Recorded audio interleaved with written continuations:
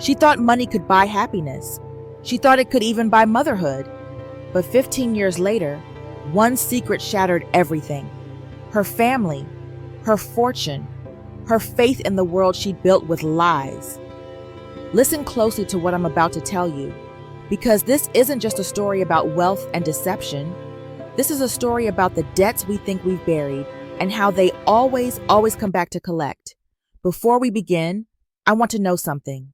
Where are you right now? What country? What city? Drop it in the comments below. I love seeing how far these stories travel across the world, how they find the people who need to hear them most. Who knows? I might mention your name in the next story. So go ahead. Let me know you're here. Now. Let me take you into a world where everything glitters, but nothing is gold. Vivian Cole stood on the balcony of her mansion that night, watching the rain baptize the gardens below. 42 years old. Beautiful in the way that money perfects, not nature. Her skin glowed from treatments most women only dreamed of. Her jewelry could feed a village for 10 years. Her closet held more than some people earned in a lifetime. But inside her chest, there was an emptiness so profound, so devastating, that all the diamonds in the world couldn't fill it. She had everything, except the one thing that mattered: a child. Her husband, Richard Cole, was one of the most powerful men in the country. A real estate magnate who turned dirt into gold, who built towers that kissed the sky, who made politicians tremble and rivals disappear. He was handsome in that cold, carved way, strong jaw, steel eyes, a smile that never quite reached his soul. They'd been married for 18 years. 18 years of trying. 18 years of hope turning to ash in her hands. IVF treatments that left her body screaming. Surrogacy arrangements that fell through at the last moment. Adoption agencies that turned them away with polite smiles and closed doors, whispering that people like them, people with that much power, were too complicated, too risky.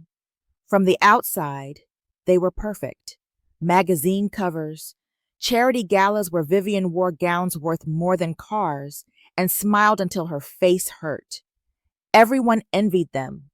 Everyone wanted to be them. But envy is just another word for blindness. Inside their marble palace, silence ruled. The kind of silence that grows between two people who've run out of dreams to share. Richard worked 20-hour days, building empires while his marriage crumbled. Vivian hosted parties where she laughed too loud and drank too much, and nobody noticed she was drowning. And here's something I want you to remember, wherever you're watching this from. If you keep waiting for someday to fix the people you love, if you keep telling yourself tomorrow you'll say the things that need to be said, remember this: someday doesn't always come. Tomorrow isn't promised. Don't wait to love the people in front of you. Don't wait to speak the truth that's burning in your throat. Because Vivian waited, and waiting cost her everything. It was a Thursday evening when the final blow landed, the kind of evening that starts ordinary and ends with your world in pieces. Vivian sat in the doctor's office alone. Richard had promised to come. He'd promised 100 times before. But his secretary called. Urgent meeting. Couldn't be postponed. She understood, didn't she? She always understood. The doctor was kind. That's how she knew the news was bad. People are only that gentle when they're about to destroy you. Mrs. Cole, he said softly, his hands folded on the desk like he was praying. I'm so sorry. The test came back, and there's no easy way to say this. You'll never carry a child. Not now. Not ever. The damage from the previous procedures combined with your condition. I'm so sorry. The words hit her like bullets, each one finding a different part of her heart and tearing through it. Never. Not ever. She didn't cry in his office. She thanked him, collected her purse, walked to her car with her head high. She made it all the way home before the screaming started. Richard found her in their bedroom, surrounded by broken glass from the mirror she'd shattered with her bare hands, blood on her palms, mascara rivers down her face. The sound coming from her throat wasn't quite human. He stood in the doorway, frozen, not knowing what to say, not knowing how to touch her anymore. "Fix it," she whispered. "You fix everything. Towers, deals, politicians. Fix this." But for the first time in his life, Richard Cole had no solution. No amount of money or power could change biology, could rewrite her body's verdict. He left her there, went back to his office, buried himself in contracts and conference calls. And that's when the whispers started. At first, quiet, behind hands at galas, in bathroom stalls at fundraisers, then louder, bolder. The billionaire's wife can't give him an heir. She's broken, you know. How long before he trades her in for a younger model? She's useless to him now. Vivian heard them all. Every cruel word, every pitying glance, every sympathetic smile that really meant you failed at the only thing that matters. She stopped going to events, stopped eating, spent days in bed staring at the ceiling, wondering if this was all life would ever be. An empty palace, an absent husband, a womb that betrayed her. That's when the obsession took root. It started with secret visits. Late at night, Vivian would slip out of the mansion, tell the driver to take her to the poor side of the city, to orphanages that smelled like disinfectant and broken dreams. She'd walk through the halls, watching the children, their hollow eyes, their too thin bodies, their desperate hope every time an adult appeared, thinking, maybe this time, maybe me. But none of them were right. She couldn't explain what she was looking for. She just knew she'd recognize it when she saw it. Richard didn't know. Or if he did, he pretended not to. They'd become experts at not seeing each other. 3 months, 17 orphanages, hundreds of children, none of them the one, until the storm. It was a Tuesday night in November when Vivian's driver got lost in the industrial district. Rain hammering the windshield like fists, thunder shaking the sky. They turned down a wrong street, and that's when she saw her. A little girl, maybe 5 years old, sitting by a dumpster behind a condemned building, soaking wet, shivering, clutching something to her chest. Later, Vivian would learn it was a photograph, too damaged to make out the faces. "Stop the car," Vivian whispered. "Ma'am, this area isn't safe." "I said stop." She got out, rain soaking through her designer coat, heels sinking into mud. None of it mattered. The little girl looked up at her with eyes that held too much knowledge for someone so small.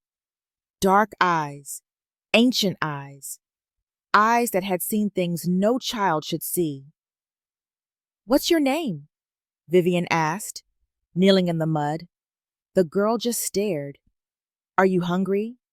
A tiny nod. "Where are your parents?" "Gone," the girl whispered, her voice like a wind through dead leaves.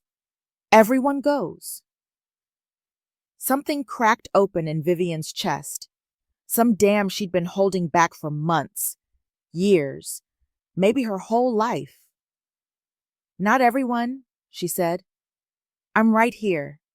She wrapped the girl in her coat, carried her to the car, held her while she shook from cold and fear and something deeper than either. "What's your name?" she asked again, softer now.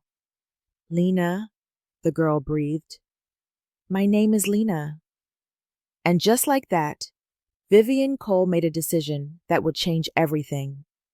The orphanage was a rotting building on the edge of the city, paint peeling like diseased skin, the smell of mold and poverty thick enough to choke on. The director was a tired woman with calculating eyes who recognized wealth when she saw it.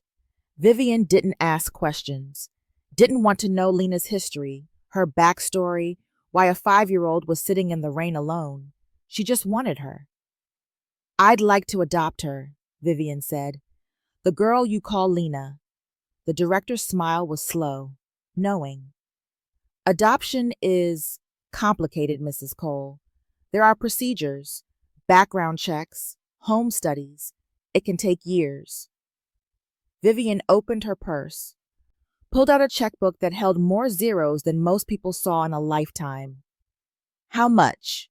She asked simply. The director's eyes widened, just slightly. I'm not sure I understand. Yes, you do. Vivian's voice was ice. You understand perfectly. Everyone has a price. What's yours? Silence, the kind that precedes surrender. 2 million, the director whispered. Cash, and you never mention where she came from. Done. No lawyers, no paperwork, no questions, just money changing hands and a little girl's life sold like property. Vivian took Lena home that night, bathed her, dressed her in silk pajamas that cost more than the orphanage's yearly budget, tucked her into a bed bigger than the room she'd shared with 12 other children. You're safe now, Vivian whispered, stroking hair that smelled like strawberries and expensive shampoo. You're mine, and I'm never letting you go. Lena's eyes stared at the ceiling, unblinking, unflinching. Thank you, ma'am, she said. Not mom, never mom, just ma'am. Richard came home at 3 a.m. and found them. The woman he'd married and a strange child he'd never seen before. Vivian, what is this? This, she said, her arms wrapped around Lena like armor, is our daughter. He stared. You can't be serious. I've never been more serious in my life. You can't just buy a child from the street. Why not? Her voice cracked. You buy everything else. Towers, politicians, loyalty. Why not this? Why not her? Richard looked at Lena, at her 2 old eyes in her 2 young face, and something in him recoiled, some instinct warning him. This is wrong. This will end badly. But he was tired, so tired of fighting, of his wife's pain, of the emptiness in their home. Fine, he said. But this is on you, Vivian, all of it. He left them there, went to the guest bedroom, locked the door, and Vivian held Lena tighter, whispering, You're my miracle, my perfect, perfect miracle. The girl said nothing, just stared at the ceiling with eyes that knew too much. The first year was strange, like trying to build a house on quicksand. Lena had no memory of her parents. At least, that's what she said. But she had nightmares, terrible ones. She'd wake up screaming about fire and water and a woman's voice calling a name that wasn't hers. There were scars on her body that Vivian couldn't explain. A burn mark on her shoulder blade, tiny cuts along her arms that looked deliberate. When asked about them, Lena would just shake her head and say, I don't remember. But her eyes said, I remember everything. Vivian showered her with everything money could buy. Clothes from Paris, toys from Japan, private tutors who taught her languages and mathematics and arts, a room decorated like a princess's fantasy, all pink and gold and soft things. But Lena never smiled. Not really. She'd curve her lips when expected, say thank you at the right times, perform gratitude like a rehearsed play. But there was no joy in it, no light. She was a ghost living in a golden cage. Richard avoided her, made excuses to work late, travel for business, anything to not be in the same room with the child his wife had bought. Because every time he looked at Lena, something in his gut twisted, some recognition he couldn't name. There's something wrong with her, he'd tell Vivian when they fought about it. Something off. She's traumatized, Vivian would snap back. She's been abandoned, neglected, God knows what else. Of course she's not like other children. It's not that. He'd struggle for words. It's like she knows something. About us. About me. You're being paranoid. But was he? Because strange things started happening. Lena would draw pictures, detailed, disturbing pictures. A woman with long black hair and sad eyes, standing in front of a house that looked exactly like Richard's childhood home, a place he'd never mentioned, never shown photographs of. She'd hum songs, old songs, songs Richard's mother used to sing to him, songs he'd never heard anywhere else. She knew the layout of Richard's office building without ever visiting it. Could tell you which floor held which departments, where the emergency exits were, the code to the private elevator. When asked how she knew these things, she'd just tilt her head and say, "I don't know, I just do." Vivian dismissed it. Coincidence. Lucky guesses. An intelligent child connecting dots. But Richard started investigating. Quietly. Secretly. He hired private detectives to dig into Lena's background, to find out where she'd really come from, who her parents were, why she'd been in that orphanage. The reports came back empty, or worse than empty, erased, like someone had deliberately wiped her history clean. The tension in the house grew thick, suffocating. Richard and Vivian barely spoke anymore. When they did, it was about Lena, always about Lena. "She doesn't belong here," Richard would say. "She belongs with me," Vivian would counter. "She's all I have. You have me. Do I?" Silence. The kind that answers every question you're afraid to ask. And through it all, Lena watched, learned, grew. She was 7 when she asked Vivian, "Why doesn't he love you anymore?" Vivian's heart stopped. "What? Mr. Cole, why doesn't he love you?" "He does. He's just busy." "No." Lena's dark eyes were certain, knowing. "He stopped. A long time ago. Before me." "Lena, that's not—" "It's okay," the girl said softly. "People stop loving. It's what they do." And Vivian realized, with a chill that reached her mates, that this child understood abandonment in ways no 7-year-old should. 5 years crawled by like wounded animals. Richard's investigation continued. Dead end after dead end. The orphanage had burned down mysteriously a year after he'd paid them off. The director had vanished. Every trace of Lena's origin seemed deliberately destroyed, but he couldn't let it go. Couldn't shake the feeling that this girl was somehow the key to something dark. Something buried. He started having nightmares about a woman he'd known years ago, before Vivian. A woman he'd loved in the reckless, destructive way young men love before they learn better. Her name had been Elena. Elena Martinez. Beautiful, fierce, poor. Everything his family had forbidden him to want. They'd had a summer together. 3 months of stolen moments and broken rules. Then his father found out. Made it clear. End it or lose everything. The business, the family name, the future Richard had been groomed for since birth. So he'd ended it. Brutally. Told Elena she was nothing, that she'd been a mistake, that if she ever contacted him again, he'd destroy her. She'd looked at him with tears streaming down her face and said, "You'll regret this. One day, the debt will come due." He'd never seen her again, until Lena. Because every day, as the girl grew, she looked more and more like someone he remembered. The shape of her eyes, the curve of her mouth, the way she tilted her head when she was thinking. No, it was impossible, impossible. But the nightmares wouldn't stop. Then came the accident. Lena was 12, riding her bicycle in the estate gardens. She swerved to avoid a rabbit and went over the handlebars. Hit her head on a stone fountain. Blood everywhere. They rushed her to the hospital. Emergency room. Concussion. Possible internal bleeding. They needed to run tests. Type her blood. Just in case.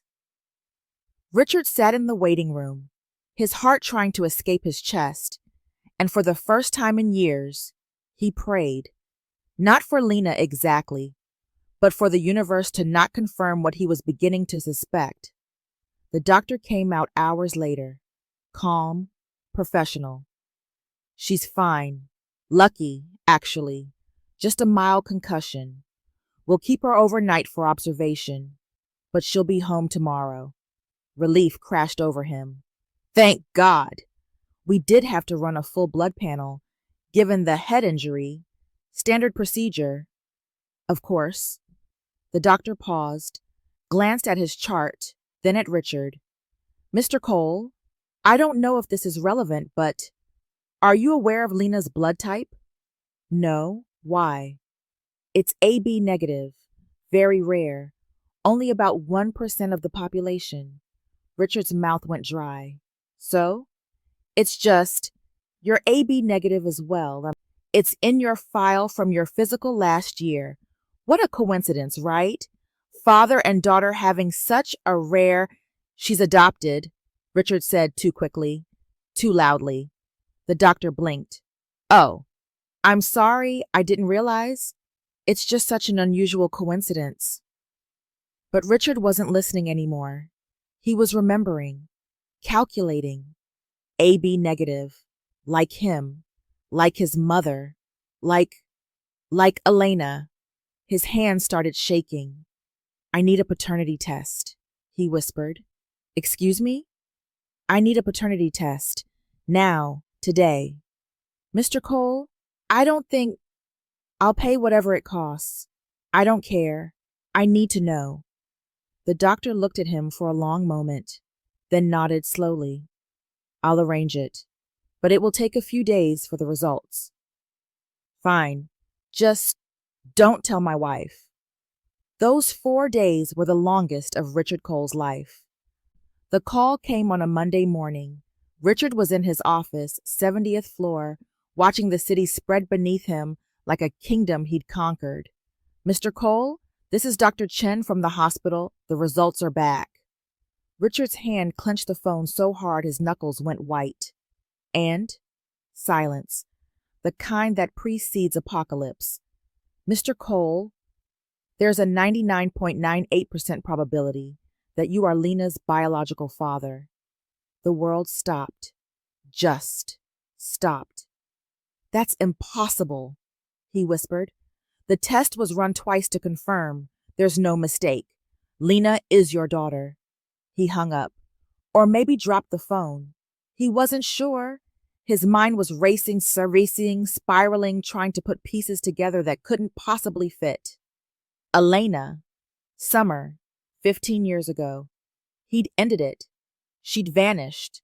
But what if she'd been pregnant? What if she'd had the baby alone? What if something happened to her?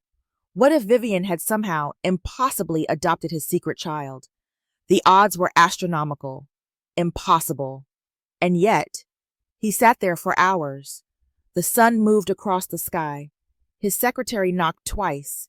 He didn't answer. Finally, as darkness fell, he drove home. Found Vivian in the garden with Lena. The girl was 15 now, beautiful in a haunting way, more Elena's daughter than he'd ever let himself see. We need to talk, he said. Vivian looked up, saw something in his face that made her stand. Lena, go inside. But now. The girl left, slowly, watching them with those knowing eyes. When they were alone, Richard told her. All of it. Elena, the summer, the breakup, the test results. With every word, Vivian's face changed. Shock, disbelief, horror, understanding, rage. You're telling me, she said, her voice barely human, that the child I found, the child I saved, the child I raised for 10 years, is yours? I didn't know. Is yours? Vivian, I bought your bastard daughter. She was screaming now, tears and rage and something breaking that could never be fixed. I paid $2 million for your fucking mistake. I didn't know she existed. You destroyed me. Her hands were clawed, reaching for his face, his eyes, wanting to hurt him the way she hurt. I couldn't have children because of you, because of the stress, the years of trying. And all along you already had one. That's not fair. Fair? She laughed. It sounded like breaking glass.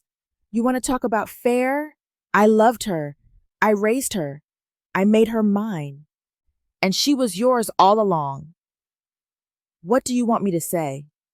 I want you to tell me what happened to her mother. Silence. Thick. Suffocating. Richard, what happened to Elena? His face. Oh God. His face.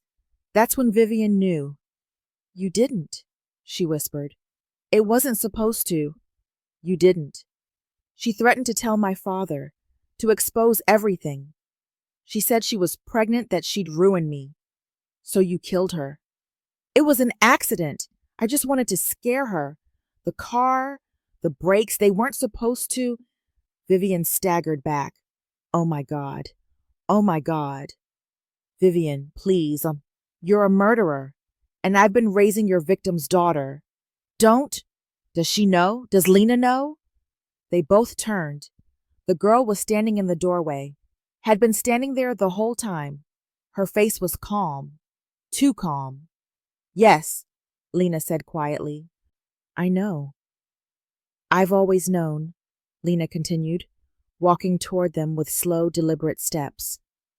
Maybe not the details, but I knew my mother was dead. I knew someone killed her, and I knew it was him. Lena, Vivian breathed. Do you want to know what I remember, Mr. Cole? The girl's voice was ice. The police said I was too young, that trauma erased it. But I remember everything. Richard backed away. Lena, I remember my mother getting dressed up, putting on her best dress, telling me she was going to see a man who would fix everything, that we'd finally have money, a home, that he'd finally take responsibility. Vivian's hands covered her mouth. I remember her leaving me with a neighbor, promising she'd be back by morning, but morning came, and she didn't. Lena, stop. The police found her car at the bottom of a ravine 3 days later. Brake lines cut.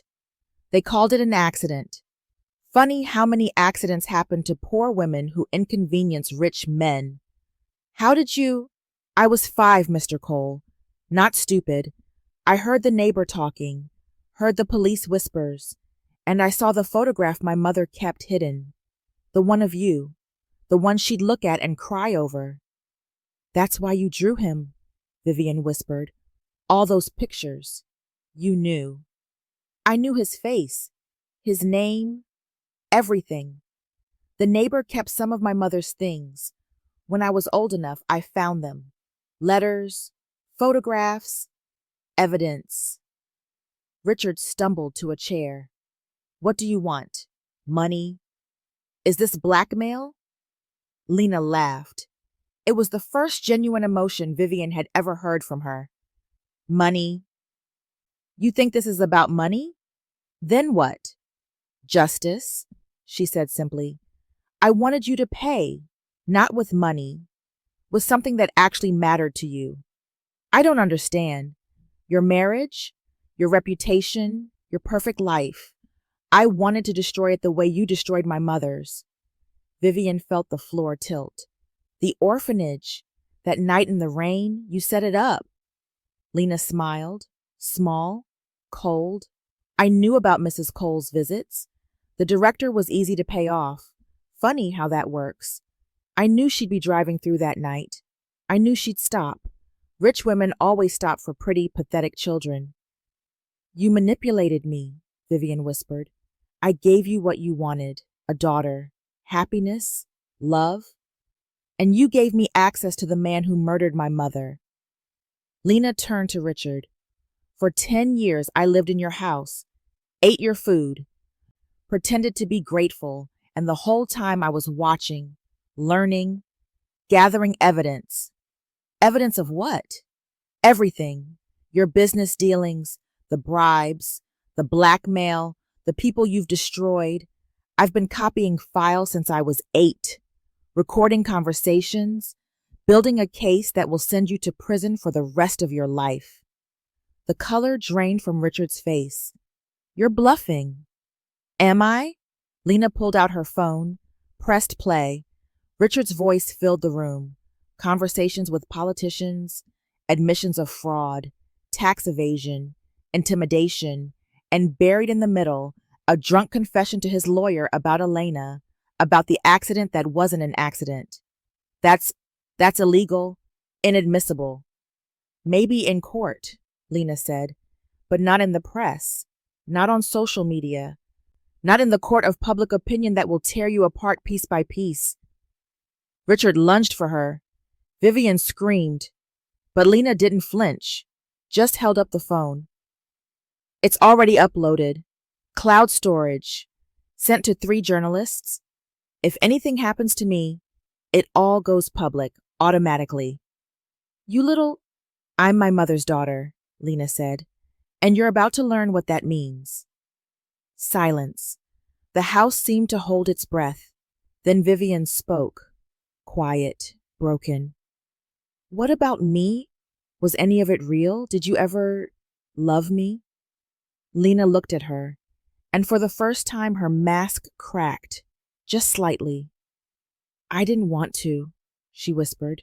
I wanted to hate you too, but you were kind, even when you didn't have to be, even when I pushed you away. You loved me, actually loved me. Then why? Because some debts have to be paid, even if the payment destroys everything. The next morning, the story broke. Every news outlet, every social media platform, every phone in the city buzzing with the same thing. Richard Cole exposed. His empire crumbled in 72 hours. Investors pulled out. Partners sued. Employees abandoned ship.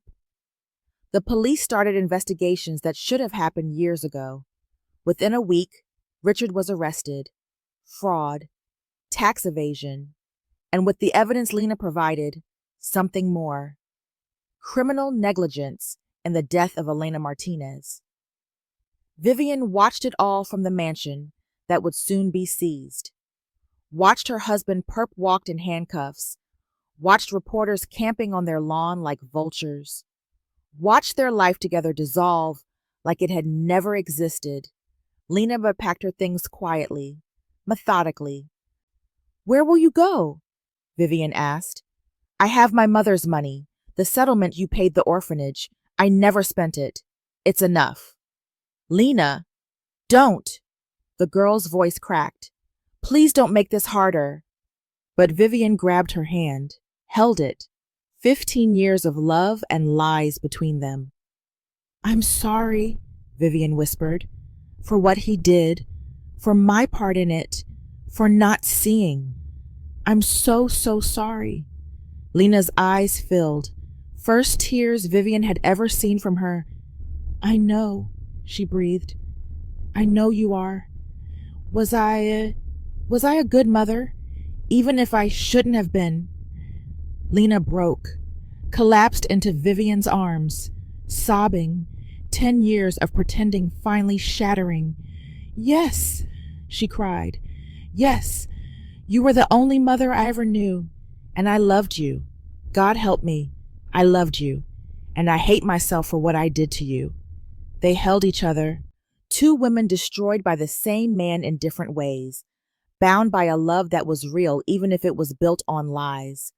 What will you do? Lena asked finally. Vivian smiled, sad, knowing. Honestly, I don't know. For the first time in my life, I have no plan, no path, just emptiness. I'm sorry. Don't be. You freed me, in the cruelest way possible, but you freed me. Lena left that afternoon, walked out of the golden cage, and didn't look back. Vivian stood at the window watching her go, and for the first time in 18 years, she felt something other than despair. She felt awake. 6 months later, Vivian Cole signed the divorce papers in a prison visiting room. Richard looked like he'd aged 20 years. Orange jumpsuit, hollow eyes. The power stripped away to reveal the frightened boy underneath. "They're going to convict me," he said. "Elena's death. Everything. I'm going away for life." "I know. Vivian, Don't." She held up her hand. "Don't apologize. Don't explain. Just let it be done." "What will you do?" She smiled, and it reached her eyes for the first time in years. "Live," she said simply. She left the prison, left the lawyers to sort out what remained of Richard's empire, left the mansion to the bank, and she went looking for the orphanage where she'd found Lena. It had been rebuilt, funded by an anonymous donation, clean, bright, full of children who didn't look quite so haunted. The new director was a young woman with kind eyes and calloused ease. "I'd like to volunteer," Vivian said. "If you'll have me." "What can you do?" "Nothing useful," Vivian admitted. "I've never worked a day in my life. But I can learn. I want to learn." The director studied her, recognized the face from the news, recognized the scandal, the fall. "Why here?" "Because I owe a debt," Vivian said honestly, "and this is the only way I know to pay it." The director smiled. "Okay, we can use the help, but I'll warn you, it's hard work, long hours, no glamour, no applause." "Good," Vivian said. "I've had enough glamour to last 3 lifetimes." She moved into a small apartment above the orphanage, sold her jewelry piece by piece to fund repairs and supplies, learned to cook simple meals, clean floors, change diapers, tell stories to children who couldn't sleep because the nightmares were too loud. She was terrible at first, worse than terrible, but she kept trying, and slowly, very slowly, she found something she'd never had in the mansion: purpose. A year passed, then 2. The children started calling her Miss Vivian, then just Vivian. Then, when they needed comfort in the night, they'd whisper, "Mama V." She cried the first time she heard it. 3 years after the scandal, a young woman walked through the orphanage doors.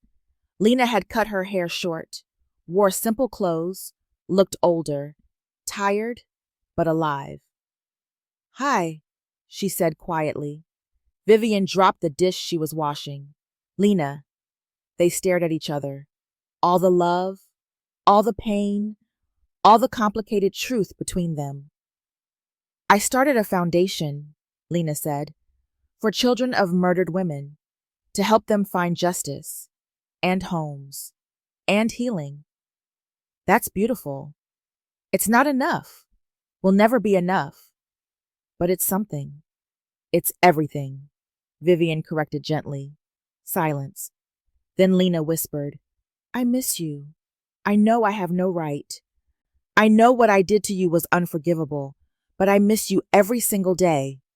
Vivian crossed the room, took Lena's face in her hands, looked at this girl, this woman, who had destroyed and saved her in equal measure. "You're my daughter," Vivian said. "Blood didn't make you mine. Papers didn't make you mine. Love made you mine, and I have never stopped loving you, not for 1 second." Lena broke, collapsed into Vivian's arms the way she had when she was a ghost child in silk pajamas. "I'm so sorry," she sobbed, "for everything, for lying, for using you, for—" "Shh, I know. Can you forgive me?" Vivian held her tighter. "You asked for justice, for your mother, for yourself. How can I not forgive you for being brave enough to demand what was right? But I hurt you, and he hurt your mother worse. He hurt us both. You just found a way to make him pay." Vivian pulled back, looked into Elena's eyes. "You were a child trying to honor your mother's memory. How can I be angry at that?" "Because I used your love as a weapon." "No." Vivian shook her head firmly. "You accepted love you didn't think you deserved. That's different. That's human." They stood there, holding each other, 2 women rebuilt from the rubble of one man's cruelty. "Will you stay?" Vivian asked. For dinner at least? Lena smiled through her tears. I'd like that. They cooked together that night. Simple food, pasta and vegetables, nothing fancy. And they talked, really talked, for the first time without lies between them. About Elena, about what Lena remembered, about the good moments before the tragedy, about how her mother had been funny and fierce and full of dreams that never got to bloom, about Richard, about the trial. He'd been sentenced to 30 years, would die in prison probably. Neither of them felt satisfaction in it, just a quiet, sad closure. About the children in the orphanage, the ones Vivian was learning to love without trying to own them, the ones Lena's foundation was helping find real homes, real families, and about themselves, who they'd been, who they were becoming. I thought money was power, Vivian said quietly, as they washed dishes side by side. I thought if I could just buy what I needed, I'd be happy. But all it did was make me a slave to things that didn't matter. And I thought revenge would fill the hole, Lena admitted, that if I made him pay, I'd finally feel whole. But it just made the hole bigger. So what do? Lena smiled, sad but real. We start over, we do the work, we help the people who need it, and we forgive ourselves for not being perfect. That simple? That hard. They both laughed, the kind of laughter that comes after years of tears, when you finally reach the other side of grief. As Lena prepared to leave that night, she turned at the door. Can I come back? Next week? You can come back whenever you want, Vivian said. This is your home too. It always was. Even after everything? Especially after everything. Lena hugged her, tight, fierce, full of the emotion she'd kept locked away for 15 years. Thank you, she whispered, for being the mother I needed when I was too broken to accept one. Thank you, Vivian whispered back, for being the daughter who saved me from myself. 5 years later, the orphanage had grown into something remarkable. 3 buildings now, a school, a medical clinic, a counseling center. Lena's foundation partnered with Vivian's work. They rescued children from impossible situations, gave them therapy, education, hope. Some of the children stayed, some found families. All of them knew they were loved. Vivian was 53 now, gray streaking through her hair, lines around her eyes from smiling at small victories. Her hands were rough from work, her clothes simple, her jewelry non-existent. She'd never been more beautiful. Lena came every Sunday for dinner, sometimes alone, sometimes with the team from her foundation. They'd crowd around the long table in the orphanage dining room, eating whatever Vivian had cooked. She'd gotten much better over the years, and sharing stories. Stories of children saved, of justice found, of small miracles that happened when people chose love over revenge. One Sunday, after the others had left, Lena and Vivian sat on the porch watching the sunset paint the sky. I've been thinking, Lena said quietly, about forgiveness. What about it? I spent so many years angry at him, at the world, at myself. And I thought I let it go after the trial, after he was locked away. But I realized I was still carrying it, the anger, like stones in my pockets. Vivian nodded, understanding completely. So I went to see him, Lena continued. Last month, in prison. Vivian's eyes widened. You did? I had to. For me, not for him. What did you say? I told him I forgave him. Silence. Just the sound of children playing in the distance, wind through the trees. How did he react? He cried. Lena's voice was soft, wondering. He said he didn't deserve it, that he'd destroyed everything, that he was sorry, but sorry wasn't enough. What did you say? I said, you're right. You destroyed everything. Sorry isn't enough, but I'm not forgiving you for you. I'm forgiving you for me, so I can finally put my mother to rest, so I can finally be free. Vivian reached over, took Lena's hand. That's the bravest thing I've ever heard. Is it forgiveness if it doesn't fix anything? Yes, Vivian said with certainty. That's exactly what forgiveness is. It's not about fixing the past. It's about freeing yourself from it. They sat in a comfortable silence. Two women who'd been broken by the same story, but rebuilt themselves into something stronger. Mom, Lena said suddenly. Vivian's breath caught. First time. First time in 20 years that word had crossed Lena's lips directed at her. Yes, sweetheart? Thank you for not giving up on me, even when I'd given up on myself. Vivian's eyes filled. Thank you for coming back, for giving me a chance to be the mother you deserved all along. You always were, Lena whispered. I was just too hurt to see it. They held each other as the sun set, as the first stars appeared, as the children inside laughed over their homework and board games. This was redemption, not in grand gestures or public apologies, not in money or power or revenge finally satisfied, but in small moments, in choosing to show up, in doing the work of healing even when it's hard, in forgiving yourself and others for being human and flawed and broken, in loving even when love seems impossible, especially then. Years continued to pass. The orphanage became legendary in the community. People donated time, money, supplies. Former children who'd been helped came back as volunteers, as mentors, as proof that broken things can be made whole. Vivian turned 60. Her hair was fully silver now, her face weathered but peaceful. She'd learned to paint, and the orphanage walls were covered with her artwork.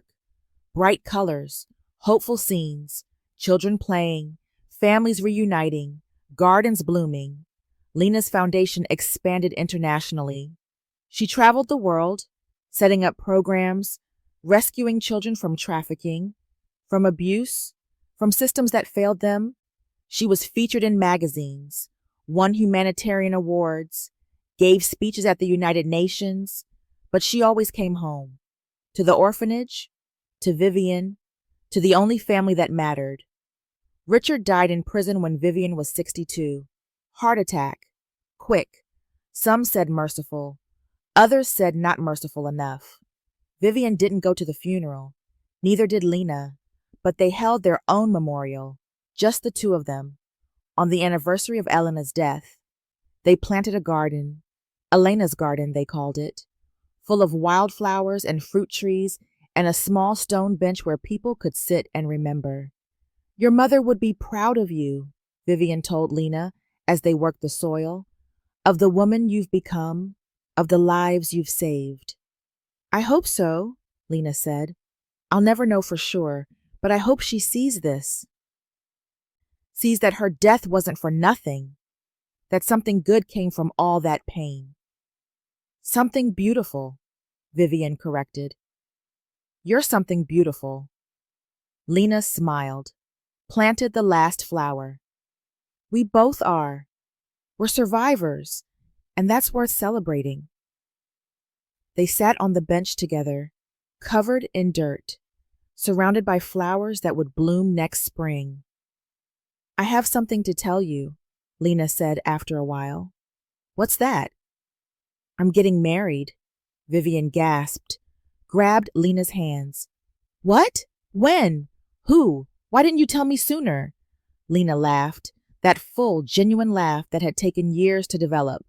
I'm telling you now. Her name is Sophia. She works with the foundation. She's brilliant and kind, and she makes me believe in good things again. Oh, sweetheart, I'm so happy for you. Will you? Lena hesitated, vulnerable. Will you walk me down the aisle? I know it's not traditional. I know I'm not really your... Don't. Vivian's voice was fierce. Don't say you're not really my daughter.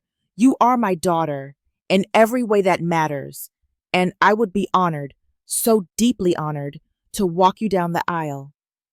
They both cried, happy tears this time. The wedding was small, intimate, in the orphanage gardens. All the children attended, dressed in their best clothes, throwing flower petals. Vivian wore a simple blue dress, held Lena's arm as they walked towards Sophia, who waited with tears streaming down her face. "Who gives this woman to be married?" the officiant asked. "I do," Vivian said clearly, proudly. "I give my daughter freely and with all my love."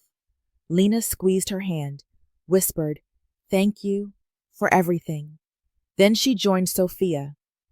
Two women who'd both survived impossible things, who'd found each other in the wreckage, who'd chosen to build something beautiful together.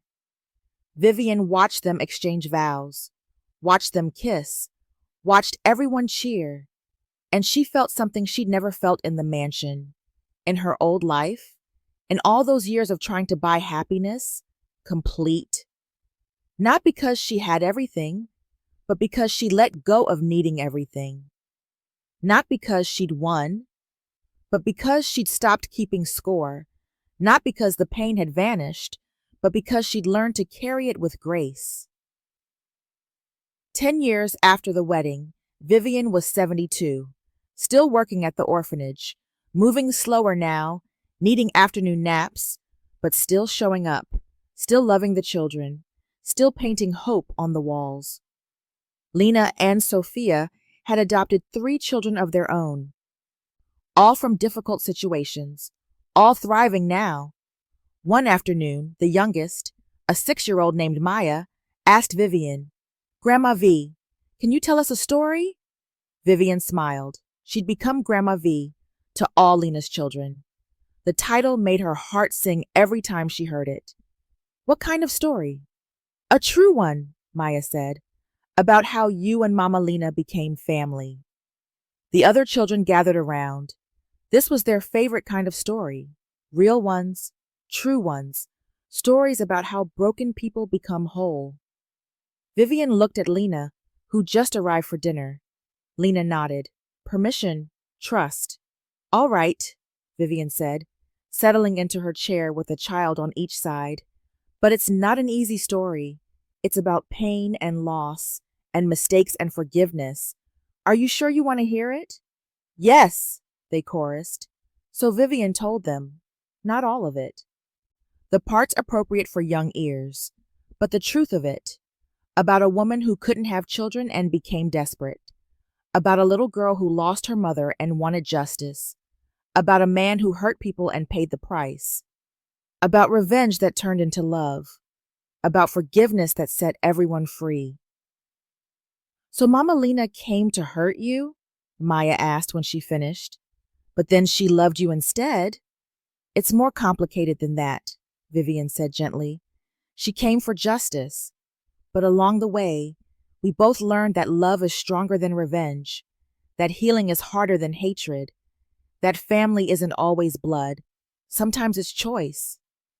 "I'm glad you chose each other," Maya said, snuggling into Vivian's knees. "Me too, baby girl. Me too." That night, after the children were asleep, Vivian and Lena sat on the porch again. Their spot. Their ritual. "Do you ever regret it?" Lena asked. "Everything you lost? The mansion, the money, the life you had?" Vivian didn't even hesitate. Not for a second. That wasn't living. That was just existing in expensive places. "And this is living?" "This," Vivian said, gesturing to the orphanage, the garden, the light from the windows where children slept safely. "This is everything. This is purpose. This is love. This is legacy." "Thank you," Lena whispered, "for teaching me that." "You taught me first," Vivian replied. "You taught me that the people we try to save are sometimes the ones who end up saving us." They sat in comfortable silence. 2 women, 2 survivors, 2 souls who'd found each other in the darkest way possible and chose to build light together. And in the garden, Elena's flowers bloomed. year after year, beautiful and wild and free, a testament to pain transformed, to justice that heals instead of harms, to love that redeems even the most broken things. Sometimes the people we hurt the most become our greatest teachers. Sometimes the children we try to save end up saving us. Sometimes revenge leads to redemption in ways we never imagined. Vivian Cole thought money could buy her happiness, could fill the void inside her, could make her whole. But what she learned, what she finally understood, was that wholeness doesn't come from having everything. It comes from giving everything. Your time, your love, your broken pieces to others who are breaking. Lena Martinez thought justice would heal her, that making her father's killer pay would finally ease the pain of losing her mother, Sewell. But what she learned was that justice without mercy is just another form of violence. That forgiveness isn't weakness. It's the bravest thing we can do. That you can honor the dead by living fully, by loving deeply, by refusing to let tragedy have the final word. They were never supposed to be family. Their connection was built on lies and manipulation and a crime that should have destroyed them both. But somehow, they became the family each of them needed, not despite the pain, but because of it. Because pain has a choice. It can make us bitter, or it can make us better. It can close our hearts, or it can crack them open wide enough to hold the whole world. They chose better. They chose open. They chose love. And in choosing, they built a legacy that will outlive them both. An orphanage full of children who learn that broken doesn't mean worthless, that pain doesn't mean the end, that every person deserves a second chance at hope. So, remember this story. Remember it when you're tempted by revenge, when you think pain gives you permission to hurt others, when you believe money or power or control can fill the emptiness inside you. Remember Vivian, who lost everything and found herself? Remember Lena, who sought destruction and found healing? Remember that the longest journey we ever take is the one from our wounds to our wisdom. You don't need billions to leave a legacy. You don't need perfection to deserve love. You don't need to have it all figured out to start doing the work of becoming whole. You just need to show up, to choose kindness over cruelty, to forgive yourself and others for being beautifully, terribly human. You just need one act of love that outlives your mistakes, one moment of courage that transforms the pain, one choice to build instead of destroy. That's the legacy that matters. That's the story worth telling. That's the truth that finally sets us free. If this story touched something inside you, if it made you feel or think or remember, don't let it fade like just another scroll on your screen. Because stories like this are mirrors. They show us who we are, who we could be, who we're afraid we'll never become. And you need to see yourself clearly. You need to remember that your pain has purpose, that your mistakes don't define you, that it's never too late to choose differently. So subscribe to this channel, not just to hear more stories, but to remember you're part of a community of people who believe in redemption, who choose hope even when it's hard, who refuse to let the world make them cruel. And if you want to go deeper, if you want to learn how to turn your own pain into power, your betrayal into breakthrough, your loss into legacy, check the description below. I've written an ebook called The Legacy War.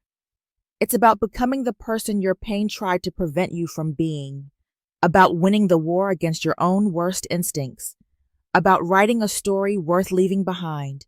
Don't wait until your moment is gone. Don't wait until the people you love are lost. Don't wait to become who you were meant to be. One story, one truth, one choice. That's all it takes to rewrite everything. And your story, your real story, is just beginning.